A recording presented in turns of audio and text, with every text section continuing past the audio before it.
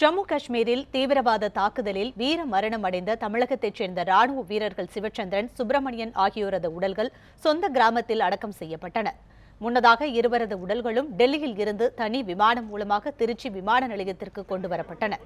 அங்கிருந்து சுப்பிரமணியனின் உடல் மதுரை விமான நிலையத்திற்கு கொண்டு செல்லப்பட்டது. அவரது உடலுக்கு மத்திய அமைச்சர் பொன் ராதாகிருஷ்ணன், ஆட்சியர் நடராஜன், காவல் ஐஜி சண்முக ராஜேஸ்வரன் உள்ளிட்டோர் மலரஞ்சலி செலுத்தினர். இதைத் தொடர்ந்து தூத்துக்குடியில் உள்ள சுப்பிரமணியனின் சொந்த ஊரான சமலாப்பேரிக்கு உடல் கொண்டு செல்லப்பட்டது. அங்கு துணை முதல்வர் ஓ பன்னீர்செல்வம் மலர் வளையம் வைத்து அஞ்சலி செலுத்தினார். 21 குண்டுகள் முழங்க அரசு மரியாதையுடன் சுப்பிரமணியன் உடல் அடக்கம் செய்யப்பட்டது.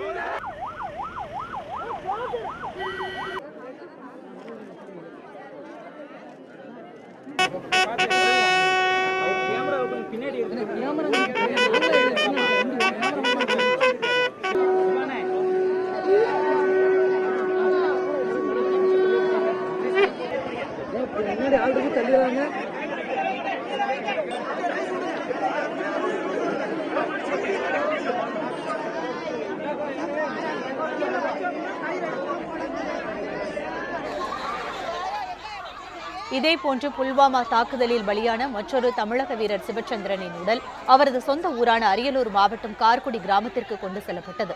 முன்னதாக சிவச்சந்திரன் உடலுக்கு பாதுகாப்புத்துறை அமைச்சர் நிர்மலா சீதாராமன் அஞ்சலி செலுத்தினார். சாலை மார்க்கமாக கார்குடி கொண்டு செல்லப்பட்ட சிவச்சந்திரன் உடலுக்கு அமைச்சர்கள், அதிகாரிகள், கிராம மக்கள் உள்ளிட்டோர் அஞ்சலி செலுத்தினர்.